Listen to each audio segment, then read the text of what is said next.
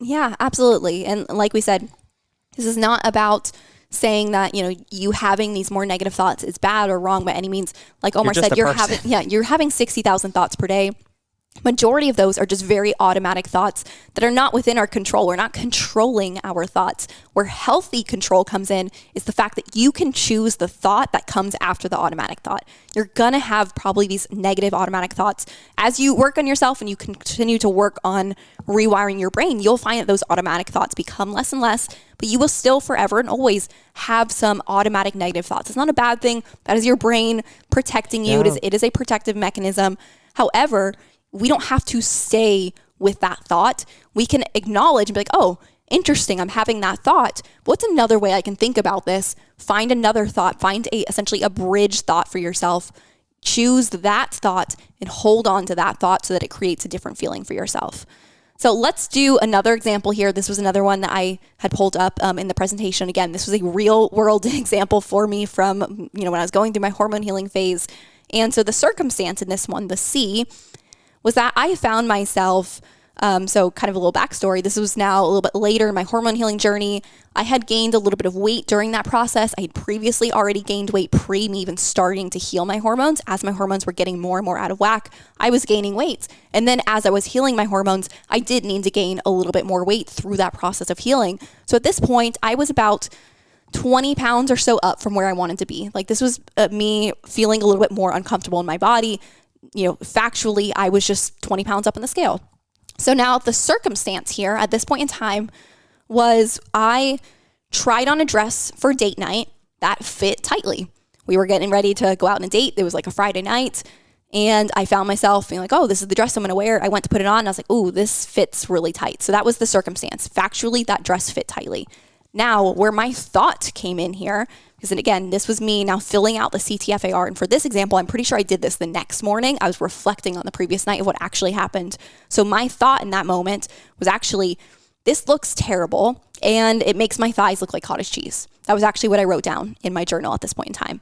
The feeling that came from that thought of this looks terrible and makes my thighs look like cottage cheese was embarrassed.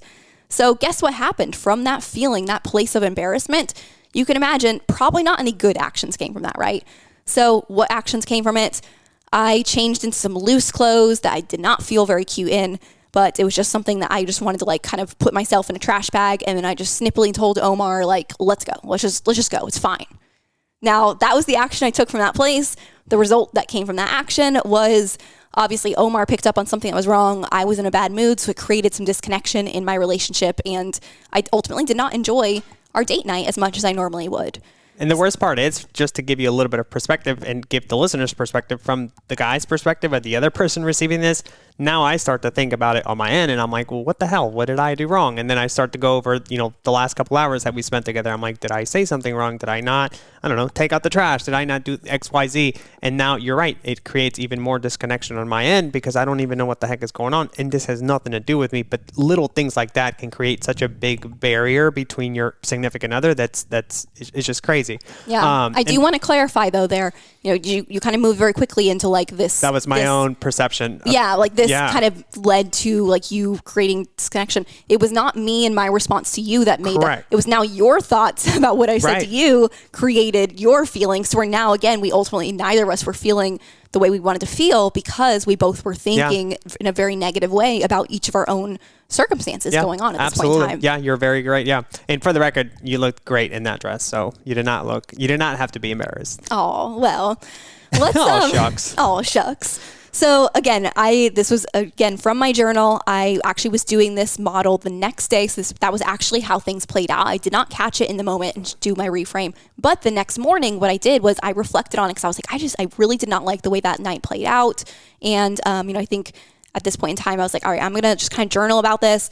I wrote out the CTFAR of what actually happened, which was the one that I just shared with you. But I said, you know what? I'm going to do a reframe here because essentially I want to see how might have last night played out differently if I had thought differently about that same exact circumstance. So with the same exact circumstance being that I tried on a dress and it fit tightly, I now chose a thought, or at least in this reframe, I thought that I could have chosen the thought of this dress isn't flattering on my current body. That thought felt true for me. You know, it wasn't like some just like lying positive thought of like trying to choose toxic positivity. It was just a factual thought of like, this is a little bit more of a neutral way for me to think about this, but this is a way I can think about this if I choose this thought. When I had that thought of this dress isn't flattering on my current body, the feeling that came from that for me was disappointed. And disappointed still isn't like an awesome feeling that I'm like, woo, yay, now I feel disappointed. This is great. But the thing is, disappointed for me personally is way better than feeling embarrassed. Yeah. When I feel embarrassed, I take actions that I ultimately don't like those actions. I know I'm never going to like the actions I take from that place of embarrassment. For example, the ones I had taken that night before where I snipped at Omar because I was ultimately feeling embarrassed. In this instance, when I felt disappointed, I still felt a little bit more like I was able to take actions that felt better for me, the actions that I liked a little bit more. So in this instance, when I was drawing out this model of what would have happened if I had chosen that thought, what I assumed would have happened action-wise from that place of disappointment was taking that dress off, putting it in my sell/donate pile, and trying on some other options to find something that I did feel both cute and comfortable in. That action likely would have taken or would have created a result of just very quickly moving out of that emotion of disappointed, because again, when we don't feel as like deep of an emotion, we can take an action that actually moves us out of it in a healthy way. So we experience the feeling, we move through it more easily. We don't sulk in the feeling. I was sulking in that feeling of embarrassment. It took over my whole date night. In this reframe, I felt disappointed. I moved through it. I took that action. So that's where it created the result of like, I moved through it and then I was just present for the date night. So that's an example, and I wanted to share that one specifically because I know this is a common one I hear from women when we think oftentimes that our bodies are making us feel a certain way. And while, you know, there's nothing wrong with also still wanting to change your body in kind of a little bit of a search of like, I want to feel more confident, different things, but your body changing is just the circumstance. Regardless of how your body looks, it comes down to your thoughts that it's going to make you feel confident. So this is why I want to drive this home, is that nothing about your life, your body, your health, your relationship, none of that changing is automatically going to make you feel a certain way. Your thoughts about those things is going to make you feel a certain way. And that's, I just almost like I wish I could just drop a mic right now, hit pause, ladies, like let that one sink in for you. Yeah. Can I ask a question, Ness? And I'm not sure exactly the answer to this or how to phrase it, but do you feel like, obviously, you know, like you said, the whole purpose of this is not to be like toxically positive and like, oh my gosh, you know, like it's okay that I feel this way, but you know, I'm going to try and change my thoughts and feelings around it so that I can have different results. But at the end of the day, like you still have to do something for yourself. Like if you're feeling like you're not comfortable in your body, you're not feeling confident in showing up in pictures, but you're not doing anything about it. I mean, at what point, you know, does this framework, you know, help you to a certain point, but at what point do you also have to take action and like pour a little bit of time, invest into yourself and actually do the necessary actions to get you to where you want to go? Does that make sense? Yeah. Well, you need both, because the reality is you're not even going to take those actions to change your circumstances if you aren't feeling in a way that you need to feel in order to take those actions. So a lot of women stay stuck because like they're taking inaction of like they're never reaching out for help. Yeah. They're never doing the things they need to do because they're feeling like I just feel defeated. Well, the reality is you are not defeated. Like defeated is not a factual circumstance. Defeated is a feeling that you are currently experiencing because of the way you are thinking about your factual circumstance. So if you want to change your results, you want to change your outcomes, and you are like, I need to just do that thing. Like, why am I struggling so hard to take that step and take that action to change my circumstance? It's because a lot of times you're focusing on the wrong thing. You're focusing so much on that action line, but maybe you need to build more awareness around how you're thinking. And it might not even necessarily be that you need to change how you're thinking right now. A lot of this really is about building awareness. And so like I shared those examples with you, and I shared them in the way of showing how I could reframe that thought to create a different outcome. And I think that goes a long way, especially for the people that are like, hey, I want the quick fixes. I want to, you know, I want to lose X amount of time of weight in 30 days or 90 days or whatever that looks like. Those like that's the kind of thinking that gets you stuck in the same cycle over and over. So if we don't change our type of thinking, we're never going to find a sustainable long-term solution. Yeah, exactly. But again, it's not necessarily always about changing the thinking. Okay. I really want to drive home that like 80% of the time, I am using the CTFAR model to purely build awareness, because it's like if, you were sitting there, Omar, and you're just like, God, like my butt really hurts. Like, I don't know why, but like my butt really hurts and this sucks. And like, this is just terrible. My butt really hurts.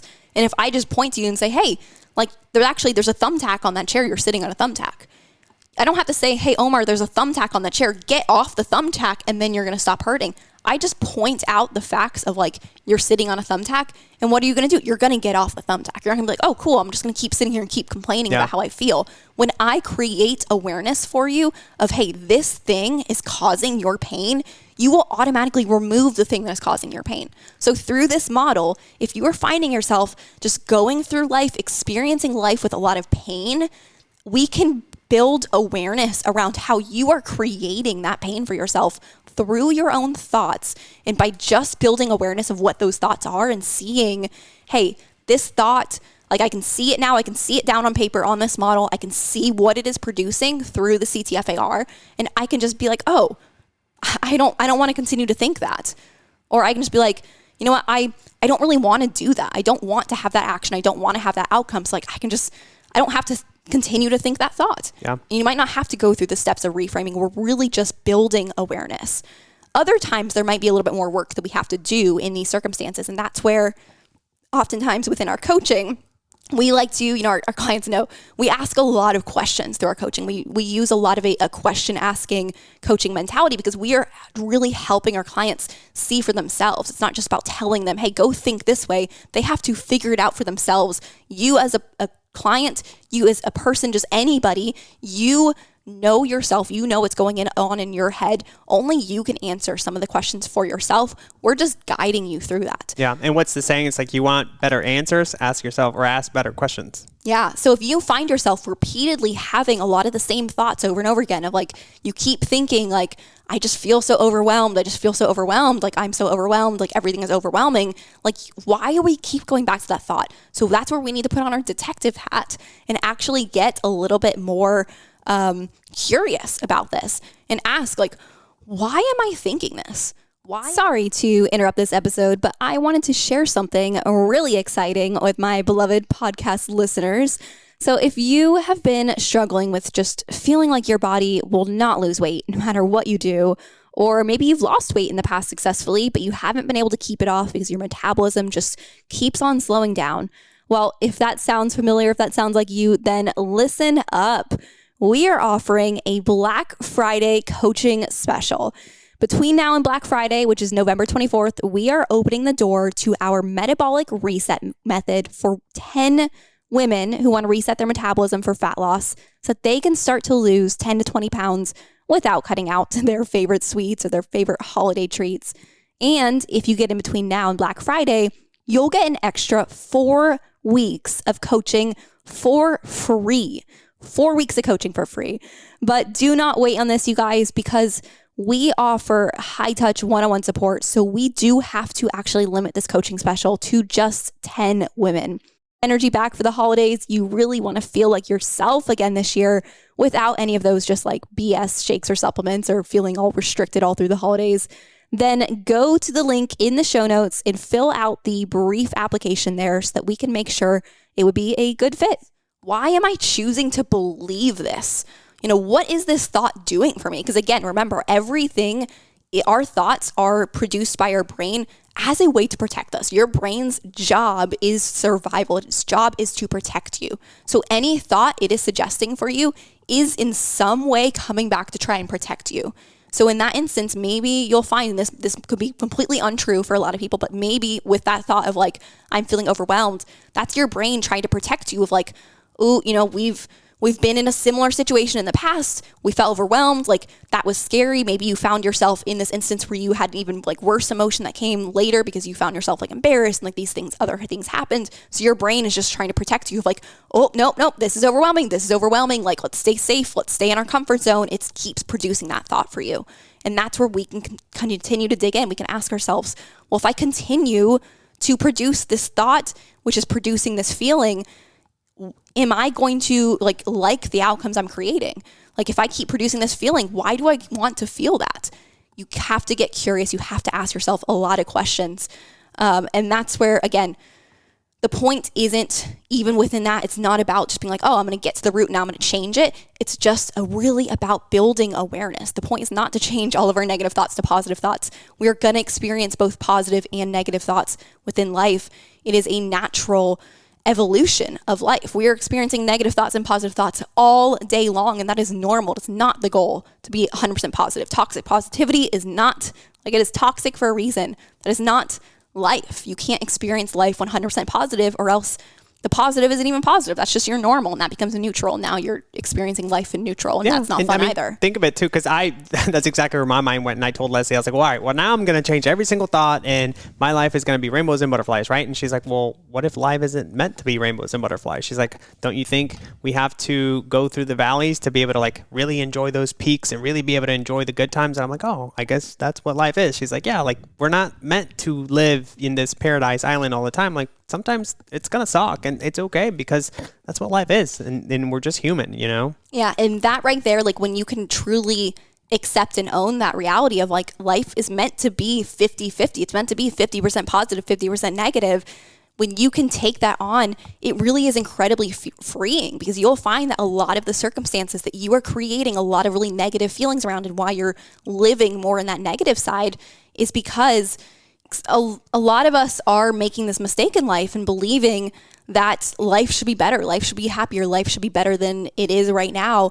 And it really is incredibly freeing when we actually can eventually just choose that thought of like, nothing is going wrong. So like if you keep finding yourself repeating this pattern of having these really negative thoughts coming up that are creating a lot of negative feelings, so a lot of times you can just bring yourself back by saying like, actually nothing is going wrong. Like this circumstance right now, maybe another thought I can think about is like, yeah, this is really hard, this is really challenging, and nothing is going wrong. Everything is okay. Everything is happening the way it's supposed to, because life is 50-50. I'm supposed to be experiencing, life 50% in these positive emotions and 50% in these negative emotions. And if I am living, in the other end where maybe I'm living like 80% good and positive, happy emotions and 20% negative emotions, what that actually means is I'm probably not really experiencing too much of life at all, because those sides of each other mirror each other. Like there is a natural yin and yang within nature, within everything, of you need to have the shadows to the sunlight. We have to have that negative to balance out that positive. And we can't just have one without the other. So if you are living 80% in the positive and maybe 20% in the negative, then those positive emotions are probably not very good, like very big emotions, because you're not having the hardship, like Omar was saying. You're not experiencing those challenges, those setbacks, those like really hard things. You're only then keeping yourself in this like zone of safety, to where your positive feelings are probably more just like, I'm content. Like I'm okay. Happy. Like I'm okay. Yeah. Like things are good. Like this is comfortable, but you're living in your comfort zone. You're not challenging yourself. If you're honest with yourself and go back and think about it, I think sometimes our most proud moments, our most powerful moments normally come after some hardships, or normally come after a really shitty moment in your life, right? So it's that concept of, if you're 80% in the good aspect of it and you're like, yeah, this is great, maybe you just need to put yourself in a situation where you're not as comfortable, or maybe you need to continue to grow in an area of your life so that you can really experience life. Because I know for me, like lately, even when we go for our walks with our dog, I'm like, wow, life really is great. And it's the little things that help me stay present too. Yeah, exactly. And that's why it's like, you and I, we actively put ourselves in situations that create fear, that create anxiety, that, like we're having these hard challenges, these hardships, and like these thoughts that create those kinds of feelings within our life, because that is life. We're experiencing life to the fullest. We are challenging ourselves, and within challenging yourself, within, creating this container for growth and becoming the best version of yourself, really leveling up and just continuing to experience life to the fullest, you're gonna have those negative emotions. So again, it's not that anything is going wrong. It's really just using the CTFAR to build awareness around when we are compounding our pain, creating more pain than necessary, because we're choosing a thought that is creating that reality for us, versus we're just experiencing life, and we're experiencing the ebbs and flows of life. We're experiencing the highs and lows, and that is expected, that is normal, and everything is okay. And giving ourselves that reminder that just frees us and puts us back in the driver's seat so we can feel in control. And one last thing I do want to touch on before we close out here. So like I was saying, we don't want to just automatically change all of our negative thoughts to positive thoughts. That's not the goal with the CTFAR, and that's not the goal with just any of this type of thought work and mindset work. But the one exception when it comes to changing negative thoughts into positive thoughts is when it comes to self-love. So we absolutely always 100% need to reframe our negative thoughts when it comes to thoughts that are not lovable towards yourself.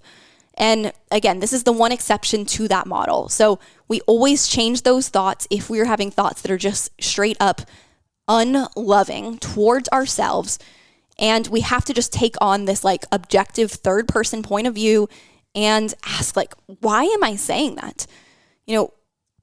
Like maybe challenge the thoughts themselves. Like one that I would do a lot for myself, especially during that period of time where I was at a weight that is a little bit more, I find myself having thoughts that are more uncomfortable for me during that period of time. I have a lot of automatic thoughts that are a little bit more negative. So when I would find myself having those thoughts that are like really negative and just like mean about my body, then I feel like, okay, hold up here. Like, let me just take a step back.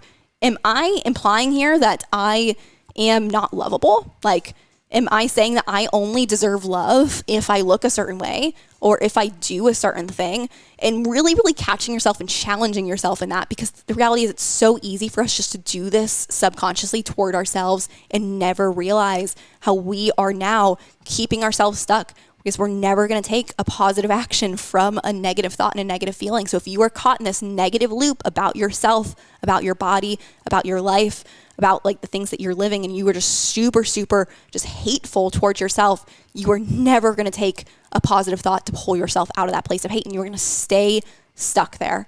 So we have to make sure that our lovability for ourselves is strong enough so that we are not always like seeking it externally and looking for validation from others and just looking for that external lovability. You have to be able to provide that lovability for yourself. So I'm going to close it out there, as I know that this was a lot of information. There's a lot more that we could dive into. This is really just scratching the surface here, but I hope that this was helpful for some of you out there. If you want to dive into any of this a little bit more with me, I'm happy to dive into this. Just shoot me a message on Instagram. For our clients, that we are always welcome to dive into this a little bit more. Your coaches love to talk about this with you as well. So definitely please put this into practice and let's dive in and really, really start to work on gaining back our healthy control. So thank you so much for listening, and we'll be back next week with another episode. See you guys.